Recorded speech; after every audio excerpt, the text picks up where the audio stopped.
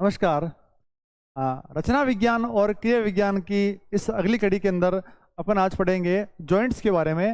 Last class तक अपन लोगों ने हड्डियों तक मामला पूरा कर लिया था, जिसमें अपन ने कोशिका, उत्तक और जो अपनी हड्डियां हैं वहाँ तक बात पूरी कर ली थी। अपन अब बात करते हैं जॉइंट्स के बारे में। समय अपन खराब नहीं करेंगे क्योंकि पिछला वीडियो भी काफ़ी लंबा हो गया था। सबसे पहले मैं बात करूँगा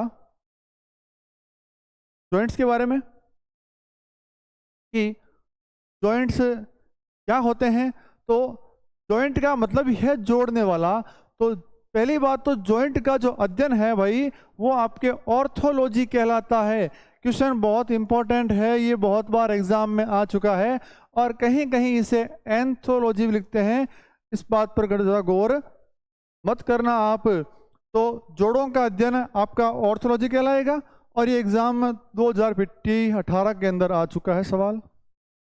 वह स्थान जहां दो या दो से अधिक जो हड्डियां हैं वो मिलती है, वही जहां दो या दो से अधिक बोन्स जो होती है आपस में मिलती है, उस स्थान को क्या कहते हैं? जोड़ कहते हैं। यानी जहां दो हड्डियां आपस में जुड़ती है। उसके बाद बात करें कि कंकाल की किसी दो या दो से अधिक अस्थियों के जोड़ को क्या कहते हैं? संधि कहते हैं। तो संधि कह दो, जोड़ के दो, बात एक ही है। उसे अंग्रेजी में क्या कहेंगे अपन? उसे अपन जॉइंट कहेंगे, जहां दो या दो से अधिक हड्डियां मिलती है। उसके बाद जोड़ों के कार्य की अगर मैं बात करूं तो अपन बात कर लेते हैं जोड़ों के कार्य के बारे में। भाई जोड़ों का एक ही मेजर काम है। वो काम क्या है? ये आपके सामने लिखा पड़ा है। जोड़ों का मुख्य एक काम है अपने स्केलेटल सिस्टम, अस्थि पिंजर को क्या करना? लचक प्रदान करना, फ्लेक्सिबिलिटी प्रदान करना।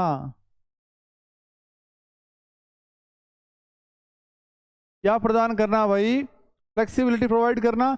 तो इस बात से स्पष्ट है क्या कि बॉडी में फ्लेक्सिबिलिटी कहाँ से आती है? बॉडी में फ्लेक्सिबिलिटी आती है जोड़ों से, जॉइंट से। ठीक बात है। और दूसरा काम है शरीर के भार का वितरण करता है। यानी जो बॉडी का वेट होता है उस वेट को डिस्ट्रीब्यूट कर देता है कौन? आपके बॉडी के जोड़। जोड़ों के प्रकार, जोड़ों के मुख्य, उनके स्ट्रक्चर, रचना और उनकी गति यानी मूवमेंट के आधार पर जोड़ कितने प्रकार के होते हैं भाई? 3 प्रकार के जोड़ होते हैं।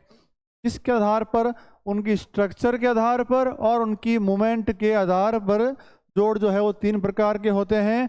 कौन कौन से होते हैं उसकी बात मैं अभी यहाँ पर करूँगा। सवाल पूछा गया है भाई कि शरीर में जोड़ कितने प्रकार के होते हैं? तो भाई जोड़ होते हैं 3 प्रकार के आपके। ठीक है। पहला जोड़ कौन सा है भाई? पहले जोड़ का नाम है आपके अचल जोड़, या से क्या बोल दिया? ये बोल दिया आपने फाइबर्स जोड़। अचल संधि, जिसमें क्या नहीं होती? कोई प्रकार की गति बिल्कुल नहीं होती है। ये क्या बोल दिया? फाइबर्स जोड़। क्यों कह दिया? क्योंकि इन जोड़ों के बीच में क्या मौजूद रहते हैं? फाइबर्स टिश्यू रहते हैं। पढ़ा अपन ने फाइबर टिश्यू, उसे अपन ने पढ़ा कनेक्टिव टिश्यू। संयोजी उत्तक के बारे में बात की थी। और इन्हें इमूवेबल, अंग्रेजी में बोल दिया इमूवेबल, हिंदी में बोल दिया अपन ने अचल संधि कह दिया। वे जोड़ जिनमें किसी प्रकार की गति नहीं होती उन्हें क्या बोलते हैं भाई? अचल संधि कहते हैं। इनमें दो हड्डियों को जो बांधते हैं, जोड़ते हैं, कौन जोड़ते हैं? फाइबर्स जोड़ते हैं। और अपन ने बात की थी कि फाइबर्स जो है वो एक कनेक्टिव टिश्यू है, एक संयोजी उत्तक है जो दो हड्डियों को जोड़ के रखता है। इन फाइबर्स के कारण ही इन हड्डियों में कोई प्रकार की हलचल नहीं होती, कोई गति नहीं होती है। इसलिए क्या बोल दिया? इन्हें अचल संधि कह दिया है। ओके। और इसी कारण इसको फाइबर्स जोड़ भी कहते हैं। इनके एग्जाम्पल कहाँ है बॉडी के अंदर? एग्जाम्पल रहा पहला सूचर जोड़। कहाँ है? खोपड़ी के अंदर है। आपके जो स्कल है, स्कल के अंदर ये frontal bone, parietal bone, temporal, occipital, ethmoid, sphenoid और आपकी फेशियल बोन जो भी है, इन सब के बीच में कौन सा जोड़ है? सूचर। टांके नुमा जोड़ है, क्या लगे हैं भाई, सूचर लगे हैं ना। ठीक है, आप देखोगे अगर स्कल को देखोगे ना तो आपको यूं यूं यूं दिखेगा, देखो यूं यूं यूं टांके दिखेंगे हड्डियों के बीच में। ठीक है, इन्हें क्या बोल दिया, सूचर बोल दिया इन्हें। दूसरा, अच्छा पहला कहाँ सूचर कहाँ हो गया भाई, खोपड़ी के अंदर है। दूसरा गोम्फोसिस जोड़ कहाँ है भाई, ये दांत की कैविटी के अंदर है। तो जगह याद रखनी है कि अचल संधि शरीर में कहाँ कहाँ है, पहली तो खोपड़ी में और दूसरी दांत में। आप मोस्टली दो ही याद रखें, दो ही आपने को याद रखनी है। इसमें लिखा है एक नोट करके कि चेहरे की कौन सी हड्डी पड़ी है अपन ने, मैंडिबल हड्डी। मैंने कहा था नीचे का जबड़ा बनाती है, जो मूवमेंट करती है, उसका नाम है मैंडिबल हड्डी। और ये एकमात्र हड्डी है जो मूवमेंट करती है। मैंडिबल हड्डी को छोड़कर अन्य सभी हड्डियां जो है वो अचल संधि के अंतर्गत आती है भाई। बात ओके है क्या? सवाल पूछ सकता है कि चेहरे की एकमात्र हड्डी कौन सी है जो मूवमेंट करती है, कौन सी है? वो हड्डी है आपके मैंडिबल हड्डी है। अगली बात करता हूं मैं,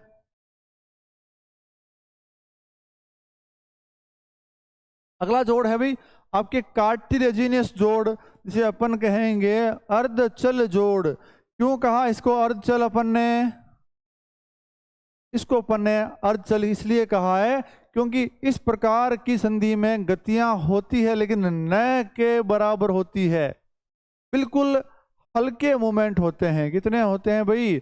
हल्के, जिनका अपने को आभास तक नहीं होता है।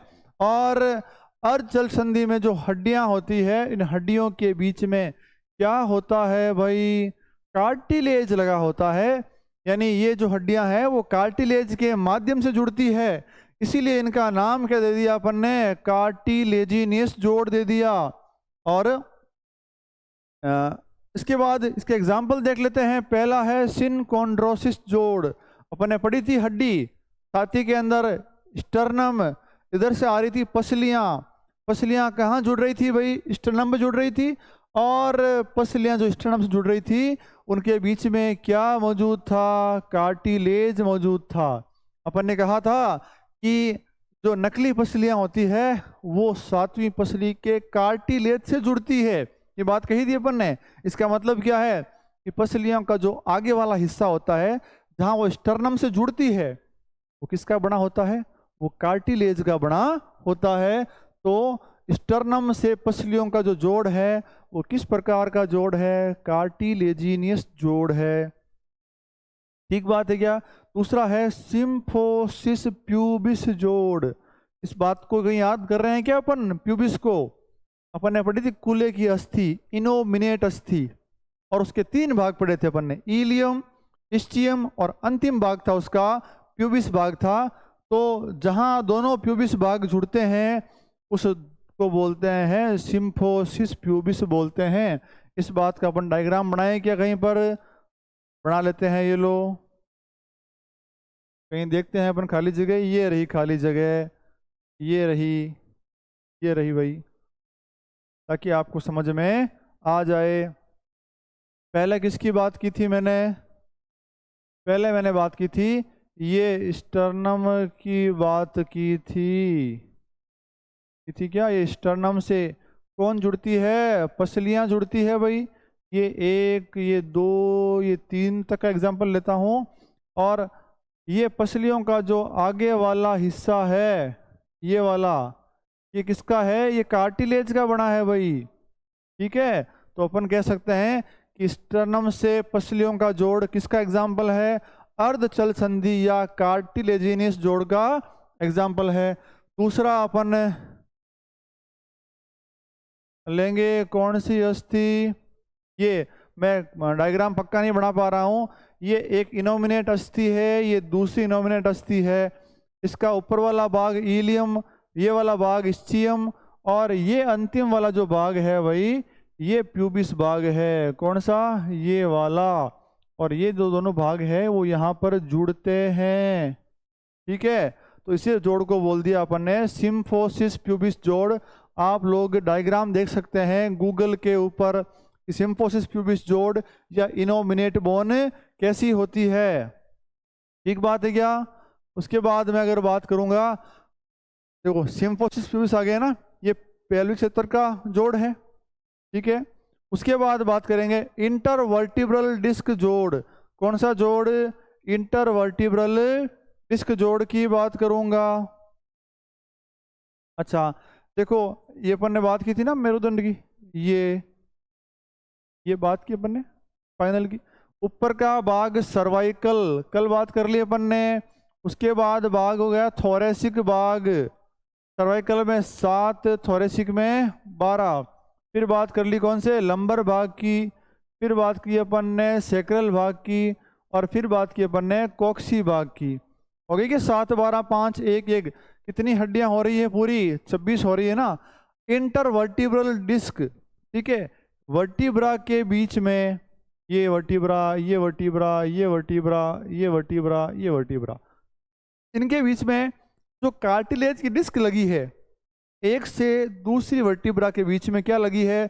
कार्टिलेज की डिस्क लगी है, तो उसे बोल दिया अपन ने इंटरवर्टिब्रल डिस्क जोड़। तो क्या करती है?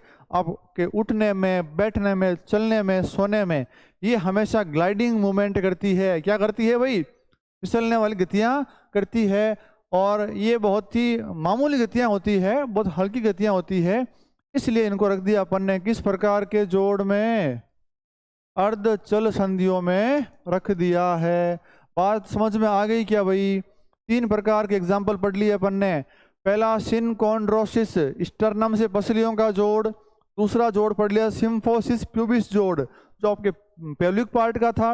और तीसरी बात कर ली अपन ने इंटरवर्टिब्रल डिस्क जोड़ की, यानी वर्टिब्राज के बीच में जो डिस्क होती है उसकी बात अपन ने कर ली है। लास्ट नंबर 3 जॉइंट है synovial joint. Very very very important है भाई।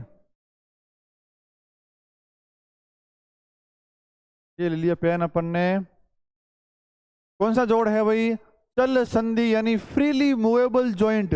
इस प्रकार के जोड़ में गतियां बहुत सारी होती है, और इसे क्या बोल दिया? साइनोवियल जोड़ कह दिया। क्यों कह दिया?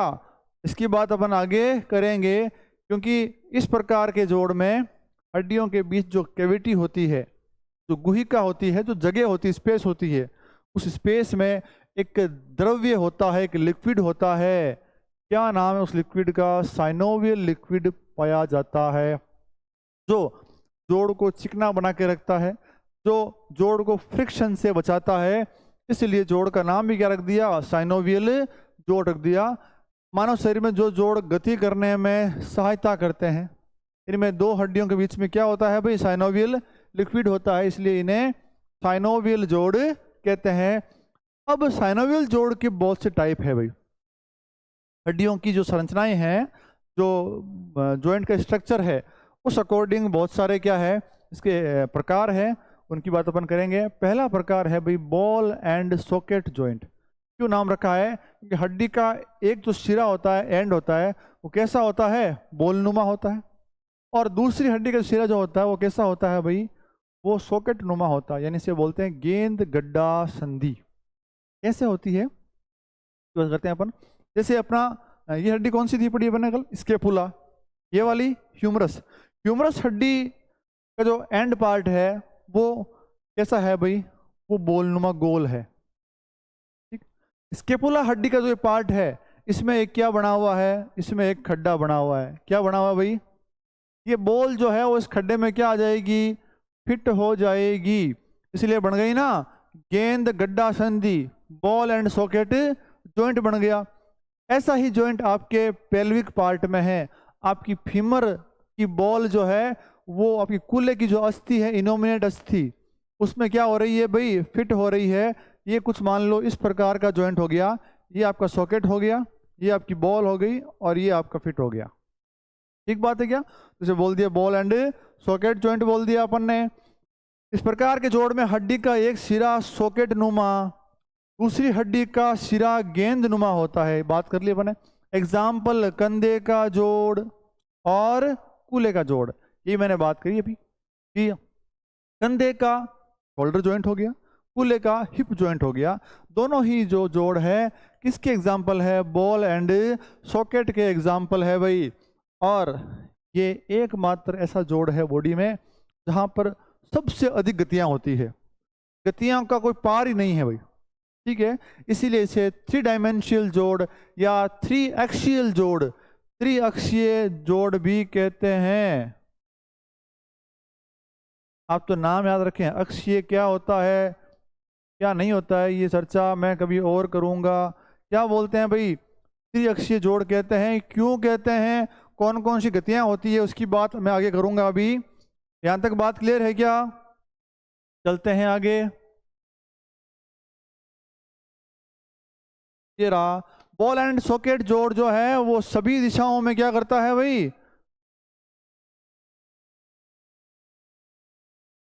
सब दिशाओं में गति करता है। इसीलिए क्या बोल दिया? त्रिविमीय या त्रिअक्षीय जोड़ कह दिया। ये बात ध्यान रखना है।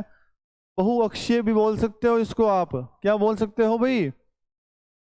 बहुअक्षीय भी कह सकते हो, क्योंकि 2 से अधिक अक्षों में क्या करता है? ये गति करता है। शरीर में सबसे अधिक गतियां जो होती है वो किस जोड़ पे होती है भाई?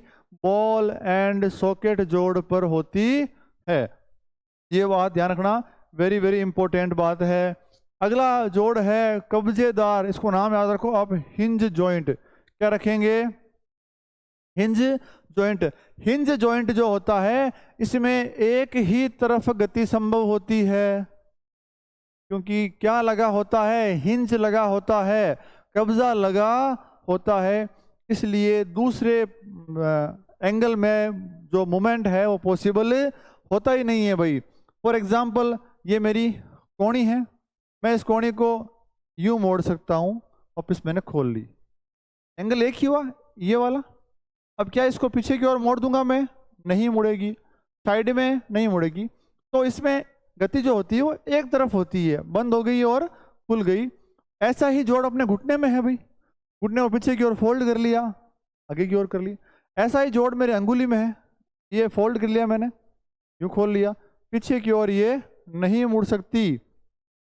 तो एक तरफ क्या होती है? गति होती है। कहाँ होता है? कोहनी का जोड़, घुटने का जोड़, अंगुलियों के मध्य जोड़, बोल दिया इंटरफ्लेंजियल जोड़। इंटर का मतलब हमेशा होता बिटवीन, बीच के अंदर। तो फ्लेंजियल ले लिया नाम, फ्लेंजियल यानी फ्लेंजेज, अंगुलियां। इंटर यानी 2 अंगुलास्थियों के बीच, 2 फ्लेंजेस के बीच जो जॉइंट है उसे बोल दिया इंटरफ्लेंजियल जोड़ के दिया। और ये जोड़ भी किसका एग्जाम्पल है भाई? हिंज जोड़ का एग्जाम्पल है। एक तो हो गया आपके एल्बो जॉइंट, एक हो गया आपके नी जॉइंट, और एक हो गया इंटरफ्लेंजियल जॉइंट। ये मुख्यतः जो है वो आपके हिंज जॉइंट के एग्जाम्पल है भाई। उसके बाद अगर मैं बात करता हूं,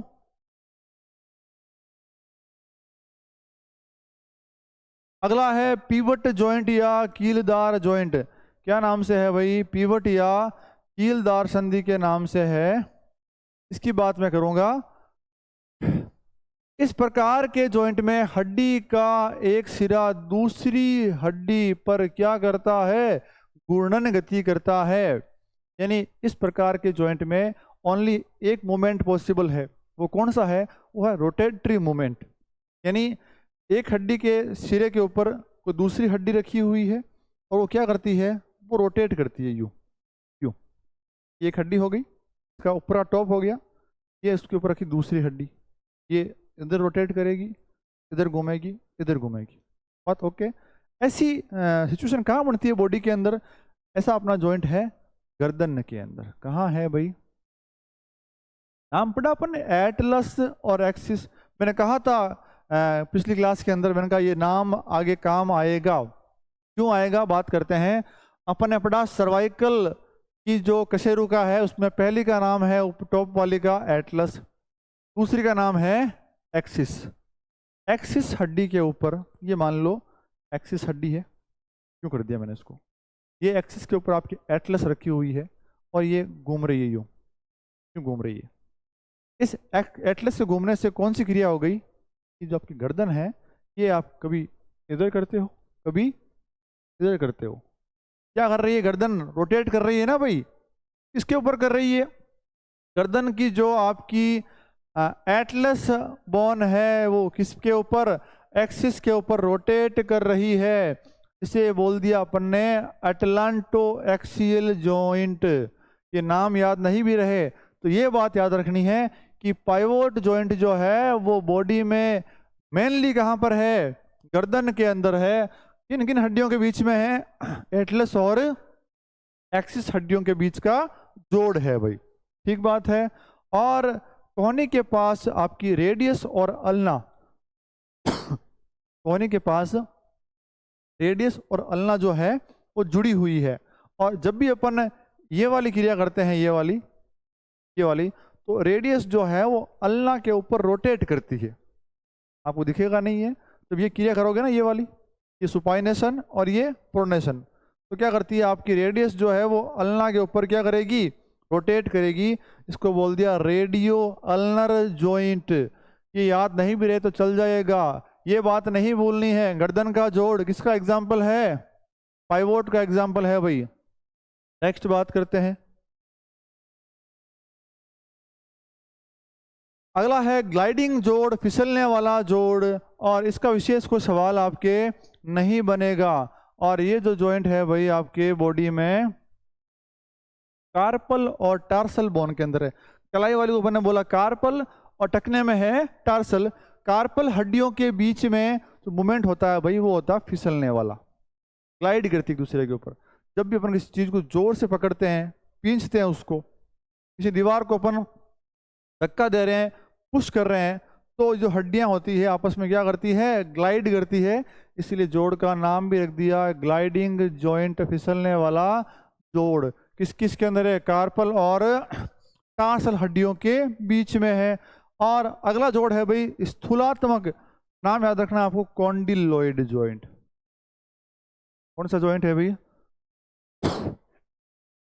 आपका नाम क्या है, कॉन्डिलॉइड जॉइंट नाम है। ये नाम याद अगर नहीं होता है तो कोई दिक्कत नहीं, एलिप्सॉइड जॉइंट भी बोलते हैं इसको, आप एक बार के लिए भूल जाओ। नाम कौन सा याद रखना है भाई, कॉन्डिलॉइड जॉइंट नाम याद रखना है। कहाँ होता है भाई, पानी पी लेते हैं 1 मिनट।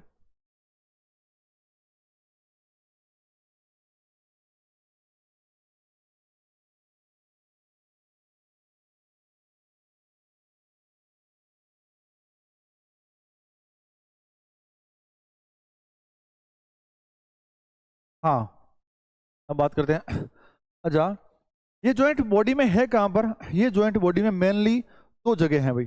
एक आपकी रिस्ट के अंदर है और एक आपकी यहाँ पर मेटाकार्पल और फ्लंजेज के बीच में जो ये वाला पार्ट है, ऊपर का पार्ट, ठीक है। यहाँ पर कौन सा जॉइंट है आपका, आपका है कॉन्डिलॉइड जोड़ है। इधर से आ रही है रेडियस अल्ना, रेडियस अल्ना आ रही है इधर से। यहाँ कौन सी बोन है, यहाँ बोन है आपके कार्पल बोन। रेडियस हड्डी कार्पल बोन से जुड़ती है, इसे बोलते हैं रेडियो कार्पल जॉइंट। कहीं लिखा है क्या, रेडियो कार्पल जॉइंट। ये लीजिए, जोड़ किसका बनता है भाई, ये कलाई का जोड़ बनता है क्या, इसका एग्जाम्पल है, कॉन्डिलॉइड जोड़ का एग्जाम्पल है। दूसरा मेटाकार्पो फ्लंजियल जोड़, ओके, हड्डियों का नाम सही है, मेटाकार्पो फ्लंजियल जोड़। कहाँ बना रहा है, यहाँ बना रहा है। इधर से फ्लंजियल आ रही है, इधर से मेटाकार्पल आ रही है, दोनों कहाँ जुड़ रही है, यहाँ जुड़ रही है, तो बन गया मेटाकार्पो फ्लंजियल जॉइंट। ये रहा भाई, ठीक बात है क्या। दोनों ही जोड़ किसके एग्जाम्पल है, किसके एग्जाम्पल है, कॉन्डिलॉइड जोड़ के एग्जाम्पल है। उसके बाद बात करता हूं मैं saddle joint, very very important.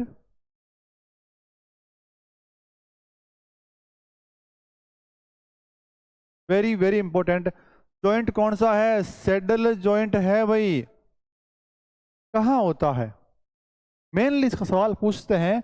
ये जॉइंट है जो है वो आपके हाथ के अंगूठे में होता है। अच्छा सुना, कैसा होता है कि अंगूठा जो है मूवमेंट कर रहा है, यूं यूं यूं यूं, ये वाला मूवमेंट कर रहा है। ये मोमेंट जो है बाकी अंगुलियों में नहीं है। अच्छा, अंगूठे किस मोमेंट से जो जॉइंट है वो मोमेंट कर रहा है, वो कर रहा है मेटाटार्सो और कार्पल जॉइंट, सॉरी मेटाकार्पल और कार्पल बोन के बीच जो जॉइंट है उसे बोल दिया कार्पो मेटाकार्पल जॉइंट। क्या बोल दिया, क्या बोल दिखा नहीं क्या, कहीं लिख देता हूं, carpo metacarpal joint, metacarpal joint, carpo metacarpal joint बोल दिया। और ये जॉइंट से जो मूवमेंट है वो किसका होता है भाई, हाथ के अंगूठे का होता है। और ये जो अंगूठे की मूवमेंट है इस जॉइंट के ऊपर वो किसका एग्जाम्पल है, सैडल जॉइंट का एग्जाम्पल है। कार्पल और मेटाकार्पल हड्डियों के बीच में है किसका जॉइंट है भाई, अंगूठे का जॉइंट है। आप आराम से इसको देख सकते हैं। और ये जो है मूवमेंट, ये वाला ये मूवमेंट यहाँ से हो रहा है, ये मेटाकार्पल बोन और ये कार्पल बोन, ये मूवमेंट यहाँ से हो रहा है। ठीक है, अपन गलती से इसको प्लंजेस और मेटाकार्पल का जॉइंट मत समझ लेना भाई। ये जॉइंट जो है वो कार्पल और मेटाकार्पल के बीच में है। जॉइंट कौन सा हो गया, सैडल जॉइंट हो गया। आपको इतनी सी बात ध्यान रखनी है, ये जॉइंट कहाँ पर है, अंगूठे के अंदर है। कौन सा अंगूठे में है, हाथ के अंगूठे के अंदर है। ये सवाल पूछा जाएगा आपसे कि बताइए सैडल जोड़ जो है वो कौन से भाग में है, कौन से भाग में है, अंगूठे के अंदर है। उसके बाद अगर मैं बात करूं जोड़ों पर होने वाली गतियां, वेरी वेरी इंपॉर्टेंट, एक सवाल यहाँ से 500% पूछा जाएगा। और मैं चाहता हूं कि मेरा कोई भी साथी, कोई मेरा भाई इस सवाल को यहाँ से गलत न करे। अब जॉइंट पर होने वाले मूवमेंट लगभग 16 प्रकार के मूवमेंट है भाई। पहले अपन फंडामेंटल मूवमेंट की बात करते हैं, फ्लेक्शन एक्सटेंशन, नाम याद रखना, फ्लेक्शन और एक्सटेंशन। फ्लेक्शन का मतलब होता है कि जॉइंट के ऊपर जो एंगल होता है, कोण होता है, उस कोण में कमी आना, एंगल डिक्रीज होना। ओके, फॉर एग्जांपल ये मेरा दोनों हथेलियां नीचे है, सीधी अवस्था में हूं मैं, ये है मेरा एनाटॉमिकल पोस्चर। अब मैं अपनी कोहनी को अगर यूं मोड़ूंगा, क्या मेरा एंगल कम हो रहा है, क्या बिल्कुल हो रहा है। ये हो गया फ्लेक्शन, ये हो गया एक्सटेंशन। एंगल जो था वो कम हो गया, फ्लेक्शन, ये हो गया एक्सटेंशन। तो जोड़ के ऊपर कोण कम होना, फ्लेक्शन या मोड़ना, इसे क्या बोलेंगे, इसे बोलेंगे फ्लेक्शन। स्पेलिंग मेरी भाई अगर गलती हो तो माफ कर देना, थोड़ा कमजोर हूँ इस मामले के अंदर। क्या बोलेंगे, इसे बोल देंगे फ्लेक्शन, लिख देता हूँ फ्लेक्शन। ओके, दूसरा है विस्तारण यानी एक्सटेंशन। क्या बोलेंगे इसको भाई अपन, इसको बोलेंगे अपन एक्सटेंशन। क्या बोलेंगे, एक्सटेंशन बोलेंगे। कोण क्या हो रहा है, बढ़ रहा है, ये फ्लेक्शन हो गया, ये वापस एक्सटेंशन हो गया, कोण बढ़ गया। तीसरा और चौथा अपन दोनों, अपन इन मोमेंट्स को भाई पैर में याद करेंगे, जोड़े में याद करेंगे। पहले हो गए फ्लेक्शन एक्सटेंशन, दूसरे हो गए एबडक्शन और एडक्शन। इसे बोल दूंगा मैं ABDU, एबडक्शन। ये इसे बोल दूंगा मैं एडक्शन, ADDUCTIO। एबडक्शन और एडक्शन, अगर अपनी बॉडी को बीचों बीच से काटे तो उसे बोल देंगे अपन बॉडी की मिड लाइन, मध्य रेखा। तो बॉडी का जो पार्ट आपकी मध्य रेखा से दूर जाएगा उसे बोलेंगे आप क्या, एबडक्शन। ये मिड लाइन होगी बॉडी की, क्या बोल दिया, एबडक्शन। नजदीक आ रहा है तो उसे बोल देंगे अपन एडक्शन। मिड लाइन के दूर जा रहा है ये हाथ, एबडक्शन। नजदीक आ रहा है उसको बोल देंगे अपन एडक्शन। वैसे ही पैर के अंदर है, पैर को साइड के अंदर ले जाना, एबडक्शन और एडक्शन हो गया। तो किसी अंग का शरीर की मध्य रेखा से दूर जाना कहलाता है एबडक्शन, और मध्य रेखा के पास आना, नजदीक आना कहलाता है एडक्शन। कोई दिक्कत नहीं है क्या? चलो चलते हैं आगे।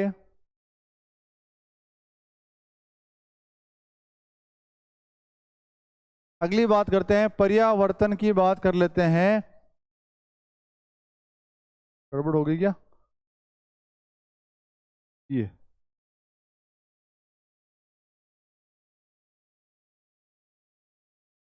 की बात करेंगे भाई। पर्यावर्तन और चक्रावर्तन इन दोनों को साथ लेंगे। और बॉडी का कोई भी पार्ट जब 360 डिग्री मूवमेंट करता है, यानी कोई भी पार्ट जो है वो सर्कुलर मोशन करता है, वृत्तीय पथ पर गति करता है, 360 मूवमेंट करता है, जो बोलते हैं सर्कमडक्शन या पर्यावर्तन। सर्कमडक्शन बोलते हैं।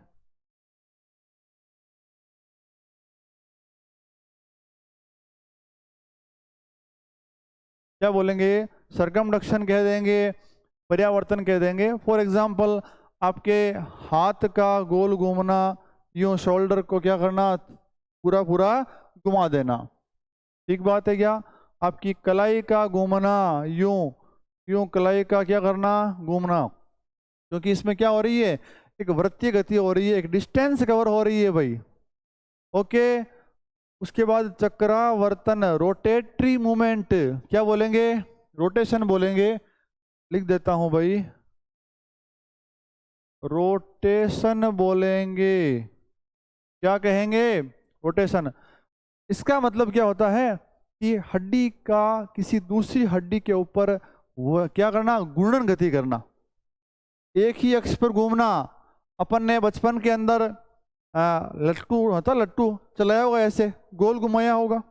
ये एग्जांपल देता हूँ, किसी डांसर का अपने पैर के जो टो होता है उस टो के ऊपर गोल घूमना, ठीक है? वो डिस्टेंस कवर नहीं कर रही है कोई, वो क्या कर रही है, एक ही जगह पर खड़ी खड़ी क्या कर रही है, घूम रही है, यूं यूं यूं यूं, ठीक है? तो अपन ने थोड़ी देर पहले एग्जांपल लिया था एटलस एक्सिस का घूमना, ये जॉइंट, जब अपन ने गर्दन को ऐसे और ऐसे घुमाया था, गर्दन ने डिस्टेंस कवर नहीं करी है, वो एक जगह पर ही है और यूं क्या कर रही है, वो घूम रही है, उसे बोल दिया अपन ने रोटेशन या रोटेटरी मोमेंट या घूर्णन गति। दोनों में फर्क मालूम चल गया क्या भाई? ये जो है डिस्टेंस कवर हो रही है, एक पथ में गति हो रही है, और ये जो है वो एक ही स्थान पर मूवमेंट हो रहा है, कोई डिस्टेंस कवर नहीं हो रही है। एग्जाम्पल, गर्दन के अंदर, कहाँ पर भाई? गर्दन के अंदर, बॉल एंड सॉकेट के अंदर, ये वाला मोमेंट जो रोटेटरी मोमेंट है, ये वाला। ओके। अब अगला है उत्तानन और अवतानन। अब थोड़ा सा हिंदी में लिखा है तो अच्छा, सुपाइनेशन लिखा है ना, सुपाइनेशन और प्रोनेशन लिखा हुआ है। ये हाथ यूं है, यूं यूं, ये होती है सुपाइन पोजीशन, ये होती है प्रोनाइन पोजीशन। जब हाथ की हथेली आसमान की ओर है तो हो गई सुपाइन, हथेली जमीन की ओर तो हो गई प्रोनाइन। वैसे ही अगर आप लेटते हैं पीठ के बल, मुंह आपका ऊपर की ओर होता है, उसे बोलते हैं सुपाइन पोजीशन। अगर आप लेटते हैं उल्टे पेट के बल, उसे बोलते हैं प्रोनाइन पोजीशन, ठीक है? तो सुपाइन का हो गया हाथ की हथेली को आसमान की तरफ रखना, और प्रोनेशन का हो गया हाथ की हथेली को जमीन की तरफ रखना, ये वाला मूवमेंट करना। इस मूवमेंट से मैंने बात की थी, रेडियस जो है वो अल्ना पर रोटेटरी मूवमेंट करती है। कौन सी करती है? रोटेटरी मूवमेंट करती है, बात अपन कर चुके हैं। अगला है इनवर्जन और एवर्जन। बहुत सिंपल मूवमेंट है। इन्वर्जन और जो एवर्जन मूवमेंट है वो पर्टिकुलर एक स्थान का मूवमेंट है भाई। कहाँ का है? ये पैर के पंजे का है। पैर का पंजा आपका मान लो, ठीक है? पंजे को आप यूं घुमाओगे अंदर की तरफ, ये इन्वर्जन। पंजे को आप यूं करोगे बाहर की ओर, ये एवर्जन। जैसे इधर इधर की ओर इन्वर्जन, बाहर की ओर एवर्जन। इनका मतलब क्या होता है? इनका मतलब अंदर होता है, पैर के तलवे को अंदर की ओर मोड़ना, इन्वर्जन। पैर के तलवे को बाहर की ओर बढ़ाना हो गया आपका एवर्जन। बात क्लियर है क्या? पर्टिकुलर कहाँ का मोमेंट है? ये पर्टिकुलर आपके ये पैर के पंजे का मोमेंट है। उसके बाद अगर बात करूं, मोमेंट भाई याद कर रहे हैं आपको, मैं करवा दूंगा, कोई दिक्कत नहीं है। अगला है प्रोट्रैक्शन और रिट्रैक्शन। बहुत अच्छा मोमेंट है, एग्जाम में सवाल पूछा गया है। कब आया था भाई? सवाल आया था 2022 पीटीआई के अंदर। प्रोट्रैक्शन और रिट्रैक्शन का सवाल आया था। ये जो मोमेंट है आपके जबड़े के अंदर भी है और आपके शोल्डर के ऊपर भी है। कैसे करते हैं? ये होगी पोजीशन एनाटॉमिकल, सामान्य रचना विज्ञान की पोजीशन होगी। शोल्डर को आगे की ओर लेकर के आना यूं, ये प्रोट्रैक्शन। पीछे की ओर लेके जाना रिट्रैक्शन। आगे प्रोट्रैक्शन, पीछे की ओर रिट्रैक्शन। बात ओके है क्या? वैसे ही जबड़े के अंदर होती है, जबड़े को आगे की ओर लेके आना यूं, प्रोट्रैक्शन, पीछे की ओर लेके आना रिट्रैक्शन। जबड़ा जो है उसको यूं, आगे की ओर प्रोटेक्शन और पीछे की ओर रिट्रैक्शन मूवमेंट होता है। ये देखेंगे अपन, यहां लिखा अपन ने सिर्फ जबड़े का, जबड़े को खोलना, खोलना नहीं है, क्या करना है? आगे की ओर लेके आना। ठीक है। और कहाँ मूवमेंट है भाई? ये मूवमेंट कहाँ है? कंधे के ऊपर भी है, बात की अपन ने। ये प्रोट्रैक्शन और ये रिट्रैक्शन हो गया। ये तो होगी बात किसकी? प्रोट्रैक्शन की। जबड़े को बंद करना यानी पीछे की ओर लेके जाना, बंद नहीं है, क्या है भाई? पीछे की ओर लेके जाना है। और कहां पर होता है? ये कंधे के ऊपर भी होता है। उसके बाद बात करते हैं डिप्रेशन और एलिवेशन। बहुत सिंपल मोमेंट है ये। मोमेंट भी आपके मेनली कहां पर है? शोल्डर के ऊपर ही है। ठीक है। अच्छा, डिप्रेस का मतलब क्या होता है? दबाना। एलिवेशन का मतलब होता है एलिवेट करना या ऊपर की ओर उठाना। तो ये शोल्डर का एलिवेशन और ये डिप्रेशन। शोल्डर का एलिवेशन और शोल्डर का डिप्रेशन हो गया। अच्छा, ये मूवमेंट जो है वो जबड़े के अंदर भी है भाई आपके। ये देखो, जबड़े को नीचे की ओर लगे, डिप्रेस किया, एलिवेट किया। जबड़े को नीचे की ओर लेके जाना, खोलना, डिप्रेशन।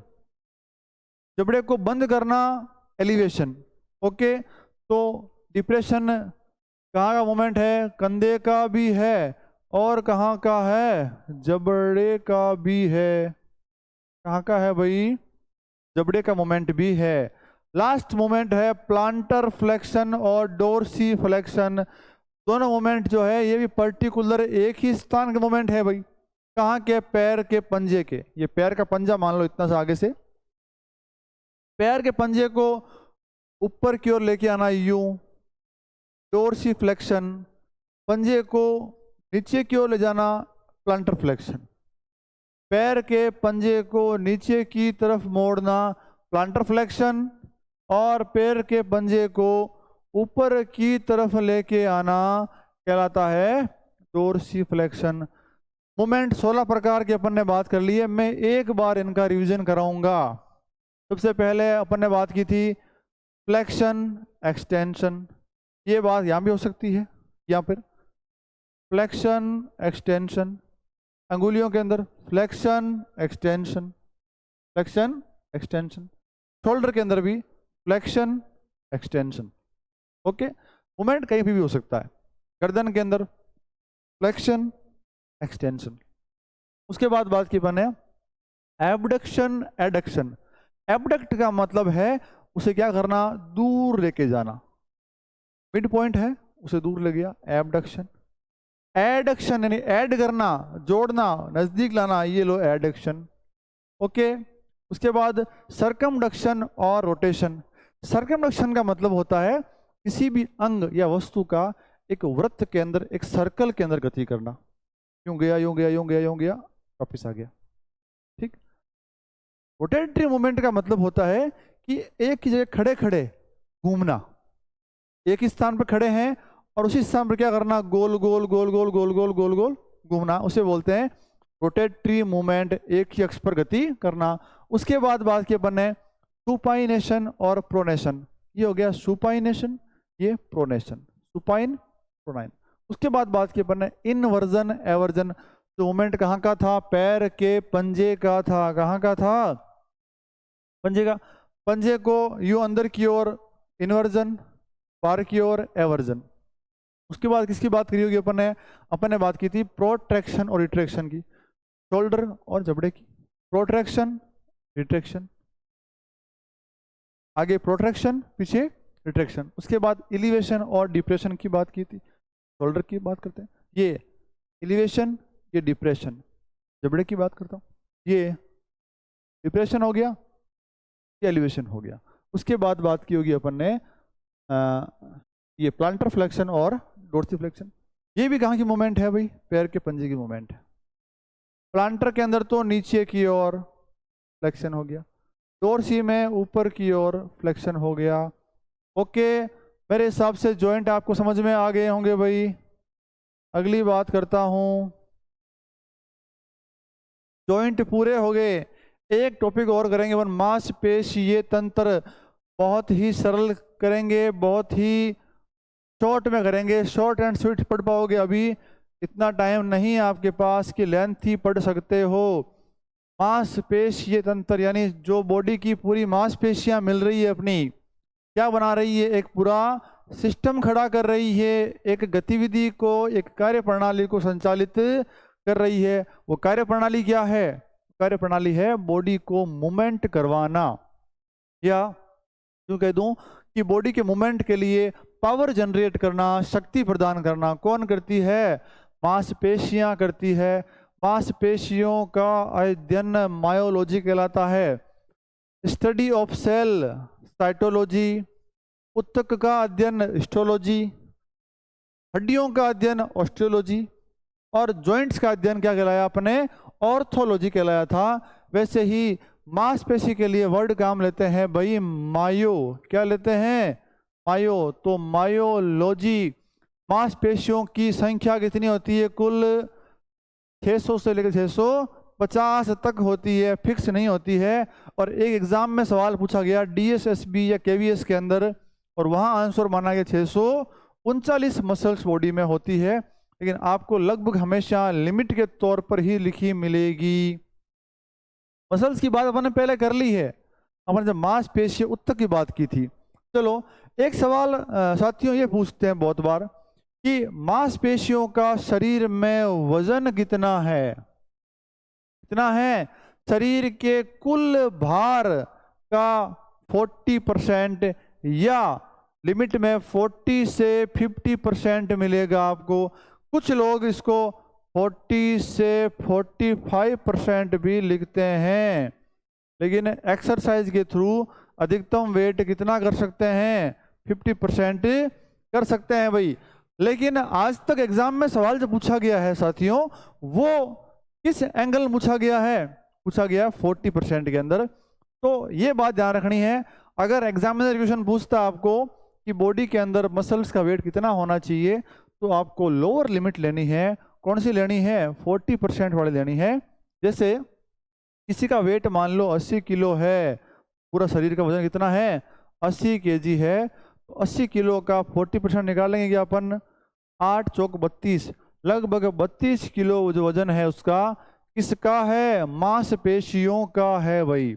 बाकी हड्डियों का वजन है, ब्लड है। ठीक बात है क्या?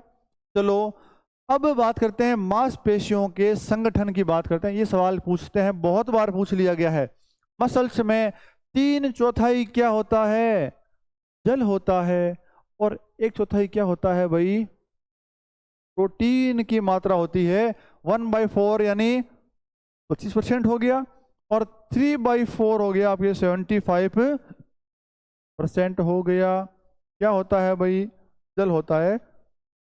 ये सवाल बहुत बार पूछा गया है, आपको ध्यान में होना चाहिए।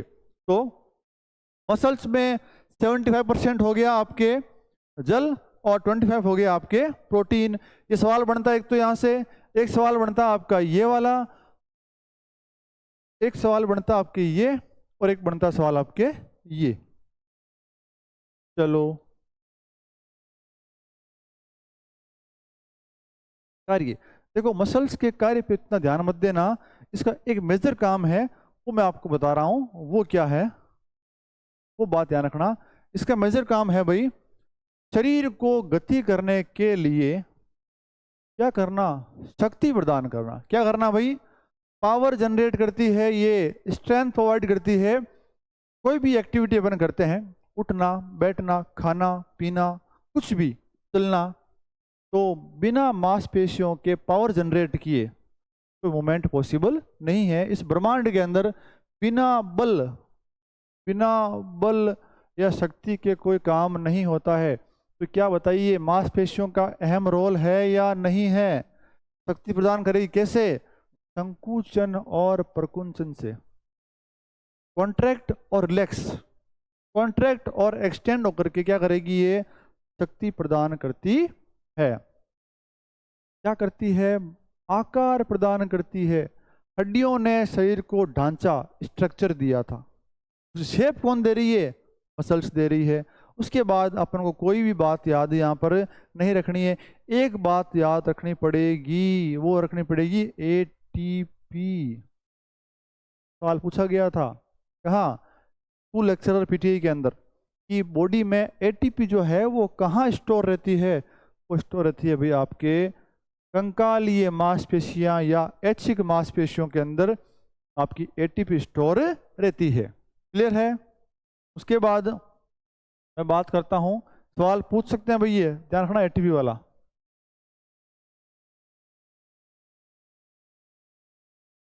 ग्लाइकोजन भी कहाँ रहता है? मसल्स में रहता है। बॉडी में ग्लाइकोजन दो जगह रहेगा, एक कंकालीय मांसपेशियों में और एक आपके लीवर के अंदर। ये बात ध्यान आपको रखनी है। डिटेल के अंदर बात मैं नहीं करूंगा, मैं तो मांसपेशियों के प्रकार की बात करूंगा जो मैंने पहले कर चुका हूं। मैंने उत्तक पढ़ाए थे। ऐच्छिक मांसपेशियों को क्या कह दिया मैंने? रेखित कह दिया। क्या भाई, क्यों कह दिया? क्योंकि इनके ऊपर क्या बनी थी? इनके ऊपर धारियां थी। क्या थी? धारियां थी, रेखाएं थी। ठीक है, ने क्या बोल दिया? ऐच्छिक मांसपेशियां। क्यों कह दिया? ये हमारी इच्छा से काम करती है, हम इन्हें कार्य करवाते हैं। कंकालीय क्यों कहते हैं? क्योंकि कंकाल के ऊपर, हड्डियों के ऊपर जुड़ती है ये मांसपेशियां। ओके, ये दिखा, ऊपर रेखाएं बनी होती है, धारियां बनी होती है, इसलिए क्या बोल दिया? रेखित मांसपेशियां कह दिया इनको। आ जाओ आगे, ये लो भाई, ये लो।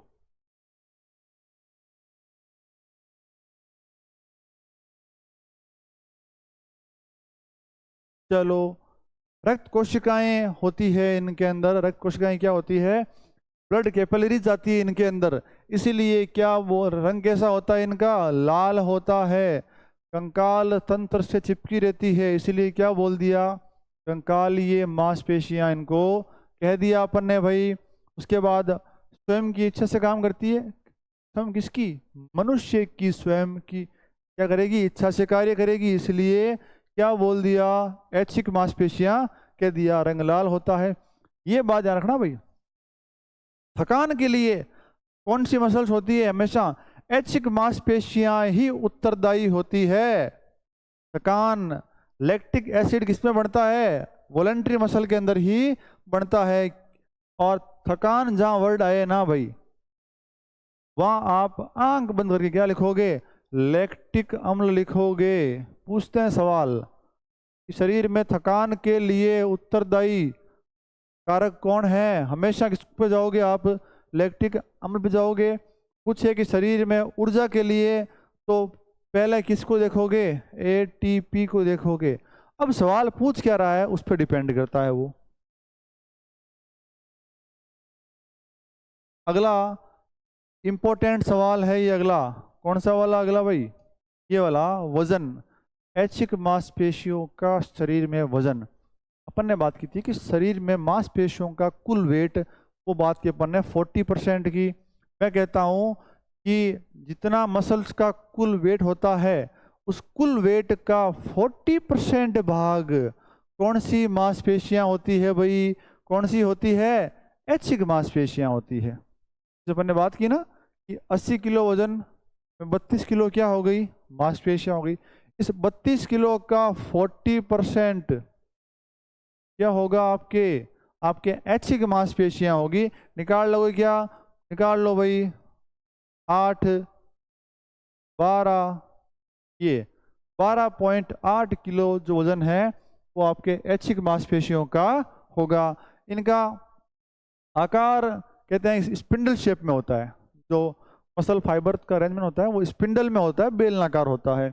अगली बात कर रहा हूँ क्या, ये बात याद रखनी है भाई, कौन सी, एटीपी की याद रख ली बात अपन ने, एक ये बात, ये इंपॉर्टेंट है। सवाल चाहे कुछ ही पूछो, सवाल पूछो कि बॉडी के अंदर मसल्स का वेट 40%, क्यों पूछे कि बॉडी के अंदर ऐच्छिक मांसपेशियों का वेट कितना होता है, वो भी कितना होता है भाई, वो भी 40% ही है। एंगल चाहे कुछ ही हो, एग्जाम आपका आंसर जो है वो एक ही रखना है। अगला सवाल, ऐच्छिक मांसपेशियों में संकुचन के आधार पर 2 प्रकार के फाइबर रेशे मौजूद रहते हैं भाई। कितने प्रकार के, 2 प्रकार के। 2 टाइप के रेशे कौन कौन से हैं इसकी बात अपन कर लेते हैं, वेरी वेरी मोस्ट है। लाल मांसपेशीय रेशे और श्वेत मांसपेशीय रेशे, इनकी बात मैं जरूर करना चाहूंगा, बहुत इंपॉर्टेंट है। सवाल यहां से पक्का पक्का एक आता है, ठीक बात है। पहला कौन सा, लाल मांसपेशी, दूसरे श्वेत। लाल मांसपेशियों की खास बात यह है कि इनका संकुचन क्या होता है, मंद होता है।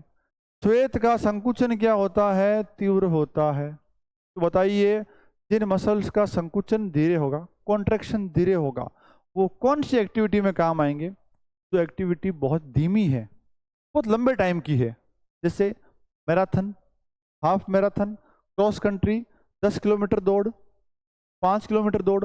ये जो गतिविधियां हैं, इनकी जो इंटेंसिटी है, तीव्रता है, वो क्या है, कम है। तो इनमें कौन से रेशे काम आएंगे, मंद संकुचन वाले, कौन से, लाल मांसपेशीय।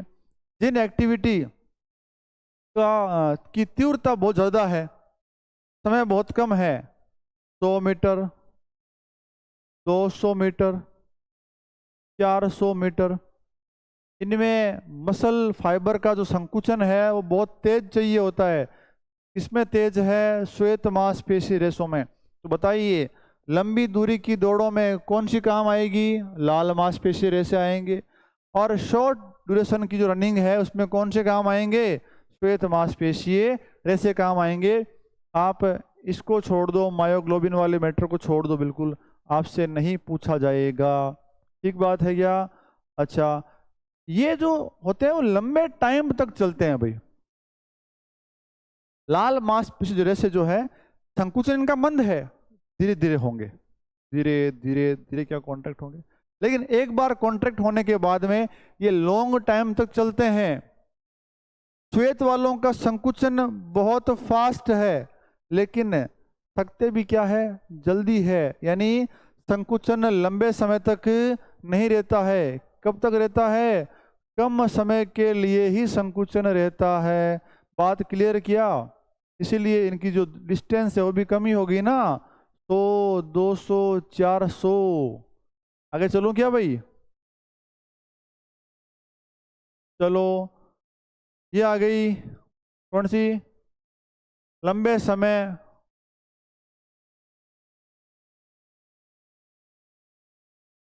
ये बात समझने वाली है भाई, मसल्स में टॉपिक समझने वाले हैं, रटने वाला नहीं है। लंबे समय क्रियाएं आ गई ना भाई, लंबी दूरी की दौड़ें लाल के लिए, सफेद के लिए, व्हाइट के लिए क्या आ गई, छोटी दूरी की दौड़ों या फिर तीव्र गतिविधियों के लिए, तेज गतिविधियों के लिए उत्तरदायी होते हैं। कौन से फाइबर, व्हाइट मसल फाइबर।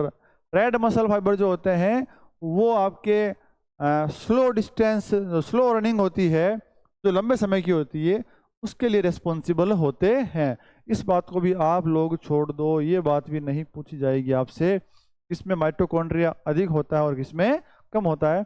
जो मैंने फंडा बताया है, फंडा याद रखना, वो तो रेड वाले स्लो होते हैं, व्हाइट वाले फास्ट होते हैं। रेड वाले बहुत लंबे चलते हैं, व्हाइट वाले बहुत कम चलते हैं। क्लियर है भाई। चलो, उसके बाद बात करते हैं मांसपेशियों के कार्य के आधार पर प्रकार। बात कर लें क्या? ये लो कर लेते हैं भाई। अपन मेनली दो टाइप की ही बात करेंगे भाई। मसल के अंदर दो प्रकार की बात करेंगे, एगोनिस्ट और एंटागोनिस्ट। ये लीजिए, तीसरी बात मैं नहीं बताऊंगा, टाइम कम है, सवाल जितना जहां से पूछ सकता है उसकी ही बात करूंगा। कार्य के आधार पर मसल्स दो प्रकार का बिहेवियर करती है, व्यवहार करती है, एगोनिस्ट और एंटागोनिस्ट। जब भी अपन कोई काम करते हैं, जो मांसपेशी उस काम के लिए मेजर रेस्पॉन्सिबल होती है, मुख्य कार्यकारी होती है, वो तो होती है आपकी एगोनिस्ट मसल। और जो उस काम का विरोध करती है उसे बोलते हैं एंटागोनिस्ट मसल। फॉर एग्जाम्पल, ये मैंने हाथ को कोने को मोड़ा यूं, जो मसल मेरी कॉन्ट्रैक्ट हो रही है, छोटी हो रही है, तो मसल की लेंथ क्या हो रही है, छोटी हो रही है, उसे बोल दिया मैंने एगोनिस्ट। क्या इस क्रिया के अंदर मेरी ये जो बैक वाले मसल है, पीछे वाले ट्राइसेप, ये विरोध कर रही है क्या? बिल्कुल कर रही है। ये खींच रही है, ये फैल रही है, एक्सटेंड हो रही है, इसे बोल दूंगा मैं एंटागोनिस्ट। ठीक बात। क्रिया के अंदर जो मसल छोटी होती है उसे बोलते हैं एगोनिस्ट, जो लंबी होती है उसे बोलते हैं एंटागोनिस्ट। अब इसी क्रिया को मैं यूं करूं फिर से, अब मेरी ये वाली मसल छोटी होगी, ये वाली लंबी होगी, फिर से क्यों थी अभी छोटी है, फिर लंबी हो रही है, ये वापस क्या कर रही है, खींच रही है, छोटी हो रही है। तो जो मसल छोटी हो रही है उसे बोल दूंगा एगोनिस्ट, लंबी हो रही है उसे बोल दूंगा एंटागोनिस्ट। मामला बदल गया ना भाई पूरा। कोनिक या फ्लेक्शन के अंदर तो ये एगोनिस्ट, ये एंटागोनिस्ट, एक्सटेंशन के अंदर ये एगोनिस्ट और ये एंटागोनिस्ट। बात बहुत सिंपल है। जोड़ पर क्रिया के दौरान, जोड़ पर जब क्रिया हो रही है उसके दौरान जो मांसपेशी संकुचित होती है, छोटी होती है, संकुचन से क्रिया संपन्न होती है, अर्थात क्रिया के दौरान जिसकी लंबाई कम होती है उसे क्या बोलते हैं, एगोनिस्ट। जैसे कोहनी के जोड़ के फ्लेक्शन में बाइसेप मसल जो है वो एगोनिस्ट हो गई है। एंटागोनिस्ट किसे कहते हैं, जोड़ पर गति के दौरान जो मांसपेशी एगोनिस्ट का विरोध करती है उसे क्या बोल दिया, क्रिया के दौरान प्रसारित हो गई, क्या हो गई, प्रसारित यानी लंबी हो गई, उसे बोल दिया मैंने एंटागोनिस्ट मसल। एग्जाम्पल एक और सेट कर रहा हूं, समझने वाली बात है। पुशअप्स के दौरान जब मैं डाउन जाऊंगा, डाउन, तो क्या रहेगी मेरी पोजीशन, क्यों वाली, क्यों रहेगी। चेस्ट मसल फैल रही है क्या, लेकिन पीछे से मेरी जो बैक मसल ट्रेपेजियस वो क्या हो रही है, वो छोटी हो रही है। यानी इस क्रिया के अंदर तो मेरी ट्रेपेजियस एगोनिस्ट, ये एंटागोनिस्ट। वापस अप आऊंगा, ऊपर आऊंगा, तो ये क्रिया रहेगी, छोटी हो रही है ये, अब वो वाली फैल रही है। अब ये एगोनिस्ट और वो एंटागोनिस्ट, बात एकदम ओके है। तो अपन एगोनिस्ट और एंटागोनिस्ट की बात ही करेंगे, उसके अलावा अपन बाकी तीन टाइप की बात यहाँ नहीं करेंगे। योगवाही मांसपेशियां वो होती है जो क्रिया के दौरान एगोनिस्ट मांसपेशियों की सहायता करती है। मसल कभी अकेली काम नहीं करती है, वो पूरे ग्रुप में काम करती है।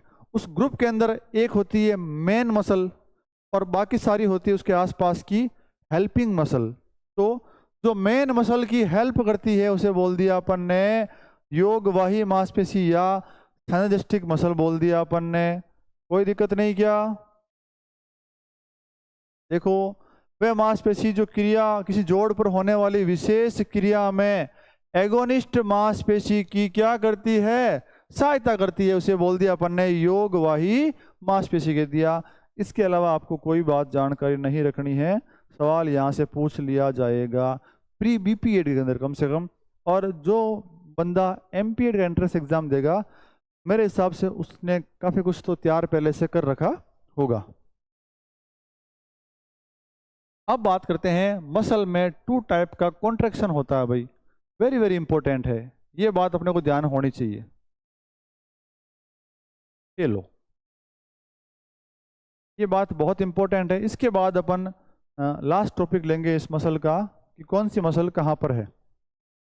आइसोटोनिक और आइसोमेट्रिक। आइसो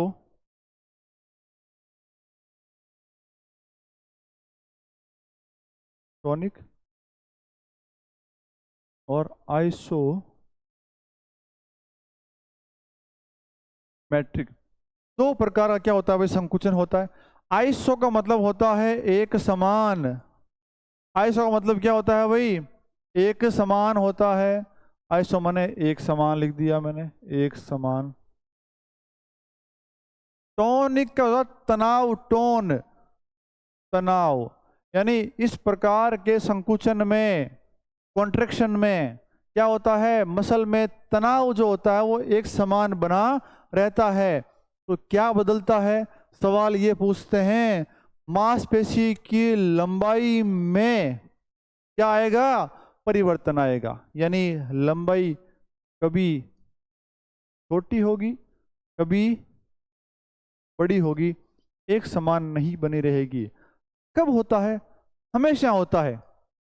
आप जब जब कोई क्रिया करते हैं, उठना, बैठना, कूदना, चलना, सोना, लड़ाई करना, ठीक है, खाना खाना, सब में ये देखो मसल छोटी हो रही है, बड़ी हो रही है, छोटी। तो मैं भागूंगा, रनिंग करूंगा, ठीक है, उठना बैठना, सब में काम कौन कर रही है, सब के अंदर काम कर रही है मसल। यानी जिस जिस संकुचन के अंदर काम होता हुआ दिखाई दे रहा है, वास्तव में कोई काम हो रहा है, वो संकुचन हमेशा कौन सा होगा, आइसोटोनिक संकुचन होगा। ठीक बात है। इसमें गतियां स्पष्ट रूप से दिखाई देती है। अच्छा, ये कॉन्ट्रैक्शन आपके 2 टाइप्स का होता है, कुछ नहीं है, बहुत सिंपल चीज है। कितने प्रकार हो गए भाई, 2 प्रकार का हो गया, कोसेंट्रिक और इसेंट्रिक। एमपीएड के एंट्रेंस एग्जाम वालों को ये बात ध्यान होनी चाहिए, बीपीएड वालों के लिए आवश्यक नहीं है, बिल्कुल आवश्यक नहीं है, भूल जाना इस बात को, ठीक है। आइसोटोनिक के 2 पार्ट, कोसेंट्रिक और इसेंट्रिक। जब गति करेंगे तब जो मसल छोटी होगी उसे बोल दिया कोसेंट्रिक कॉन्ट्रैक्शन, ठीक है, और इसे बोल दिया इसेंट्रिक कॉन्ट्रैक्शन। मसल की जो लेंथ है वो छोटी हो रही है, ये हो गया कोसेंट्रिक कॉन्ट्रैक्शन। ये लंबी हो रही है ना, इसे बोल दिया इसेंट्रिक कॉन्ट्रैक्शन। ये देखें, संकुचन के दौरान मसल की लंबाई में कमी, कोसेंट्रिक। संकुचन के दौरान मसल की लंबाई में वृद्धि, नीचे लिखा होगा, ये लिखा वृद्धि, ये वृद्धि, ठीक है, इसे बोल दिया अपन ने इसेंट्रिक कॉन्ट्रैक्शन। ठीक बात है क्या। अगला है आइसोमेट्रिक संकुचन, बहुत इजी है, कुछ नहीं है।